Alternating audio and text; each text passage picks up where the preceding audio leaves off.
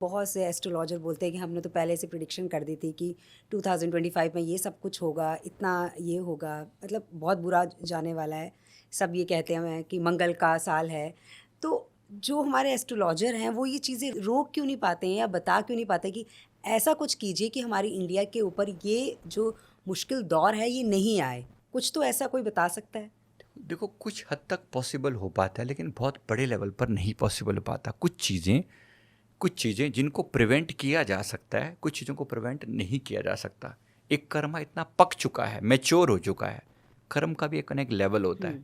अब ये पका हुआ कर्म है, नहीं इसको हटाया जा सकता, रिमूव किया जा सकता है ना। वो कर्म पक चुका है, उसको रिजल्ट देना ही देना है। लेकिन कुछ चीज़ों के लिए सचेत हुआ जा सकता है, कुछ चीज़ों के लिए सचेत हुआ जा सकता है, बताया जा सकता है। जैसे अब मैं आपको बता रहा हूँ फॉर एग्जांपल, पर पता नहीं क्या कोई कर पाएगा कि नहीं कर पाएगा। मेरे बस में, आपके बस में तो नहीं है ये। जैसे अभी जो ये लड़ाई हुई है ना, ये अप्रैल, मार्च अप्रैल के आसपास कुछ पंगा दोबारा होने वाला है।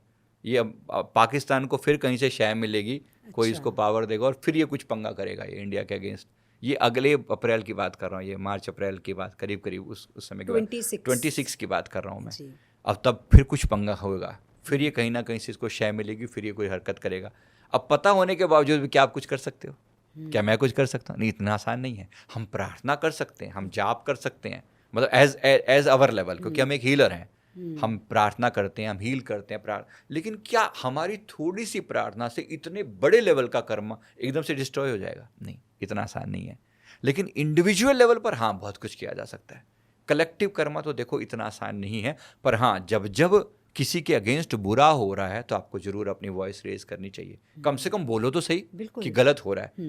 मैं कह रहा हूँ, फिर उसी एक बार वही द्रौपदी वाला एग्जाम्पल ले रहा हूँ। किसी ने बोला तक भी नहीं, मतलब पूरी सभा जो है वो मौन बैठी हुई है, इतने बड़े बड़े लोग मौन बैठे हैं, लास्ट में मौन ही कर दिए गए, सब मौन ही हो गए, अंत में मृत्यु की नींद सो गए ना सारे। हाँ जी। काश किसी ने वॉइस रेज की होती, जिसने थोड़ी वॉइस रेज की होती तो वो जीवित होते।